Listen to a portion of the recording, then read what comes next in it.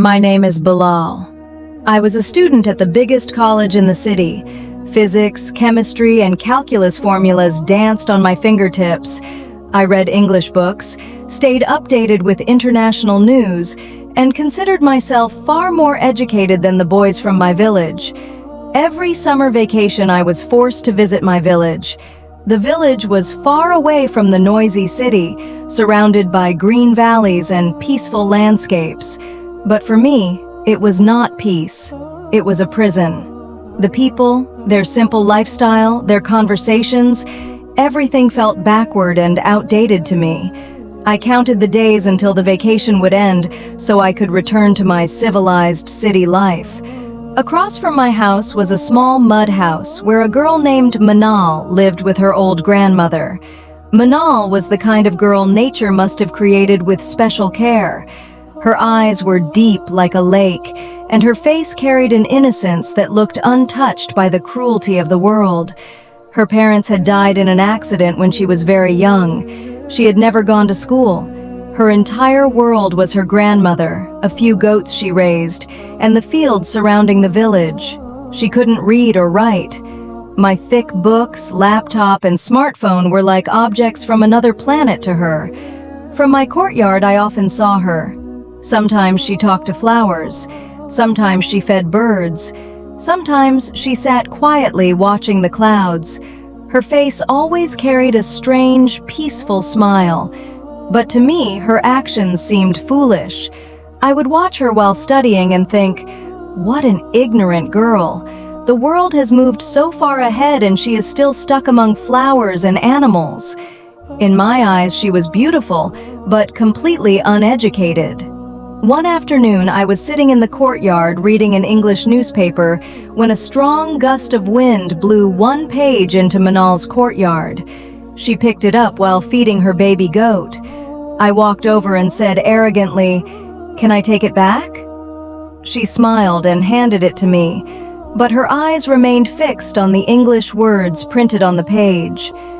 "What does this say?" she asked innocently. I smirked. "This is English, Manal. It says that a new rocket has been launched in America." "A rocket? The fire thing that goes into the sky?" she asked with amazement. "Yes, but you won't understand. Leave it." Then she said something unexpected. "I want to learn how to read too." I burst out laughing. "You? Manal, leave it. This is not for you. Go take care of your goats. Studying is for people from the city like us." My words struck her heart like arrows. The smile disappeared from her face. Her lake-like eyes filled with tears. Without saying anything, she quietly lowered her head and walked away. For a moment, I felt I might have gone too far, but my pride whispered, "Truth is always bitter." After that day, Manal stopped talking to me. Whenever we crossed paths, she avoided my eyes and changed her direction. Her grandmother once asked me, "Son Bilal, Manal seems very sad these days. Did something happen between you two?" I always avoided answering, but deep inside I knew I had hurt her. Still, my ego never allowed me to admit it. My days were filled with books, online lectures, research about foreign universities, and video calls with my city friends. I often mocked the villagers.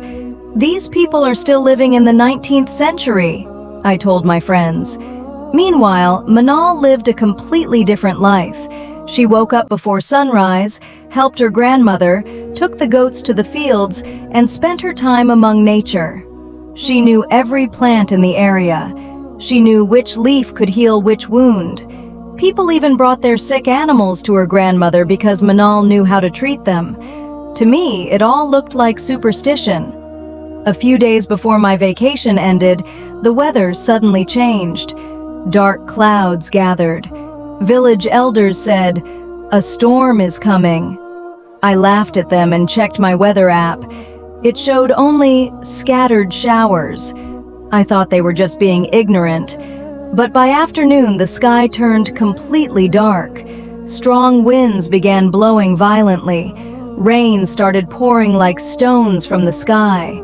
Manal rushed to bring her goats inside, but one baby goat was missing. Ignoring her grandmother's warnings, she ran toward the nearby lake to find it. At the same time, I decided to climb a nearby hill to record the storm for social media. A foolish decision. The rain turned violent. Suddenly, a flash flood rushed down the hillside. Before I could react, the water swept me away. I hit a rock. Everything went dark. When I opened my eyes, I was inside a small cave. My leg was injured and my head was bandaged with leaves. A small fire burned nearby, and Manal was sitting beside it. "You were being carried away by the flood," she said softly. "I dragged you here." She had used herbs to treat my wounds. She had stayed there in the storm all night to keep me alive. The same girl I once called ignorant had just saved my life. That night I couldn't stop crying, not because of pain, because of shame. I apologized to her. "I called you ignorant, but today I realized the real ignorant person was me." Manal smiled gently. "My grandmother says only humans make mistakes. Angels don't, and Allah loves those who ask for forgiveness." Just like that, she forgave me. No anger, no bitterness, only kindness. The storm ended by morning and villagers rescued us. For the next few days, I stayed in bed recovering, but my perspective had changed. The village I once mocked now looked beautiful. The people I once called backward now looked wise. And Manal, she was the most educated person I had ever met, without ever going to school. I returned to the city and completed my studies. Years passed. I became a successful engineer, but one memory never left my heart. The night a village girl saved my life and shattered my arrogance. So I made a decision. I returned to the village and built a small school there. When the school opened, the first person I invited was Manal. She stood at the gate, smiling the same innocent smile. I handed her a book and said, "Manal, today I want you to learn to read." She looked at the school building and said softly, "Bilal bhai, this school will teach many children. That is enough for me." Then she added with a smile, "But maybe now you can teach me the alphabet." That day I realized something important. Education is not only about books. True knowledge lives in kindness, humility, faith, and the courage to help others. And sometimes, the person we call uneducated becomes the greatest teacher of our life.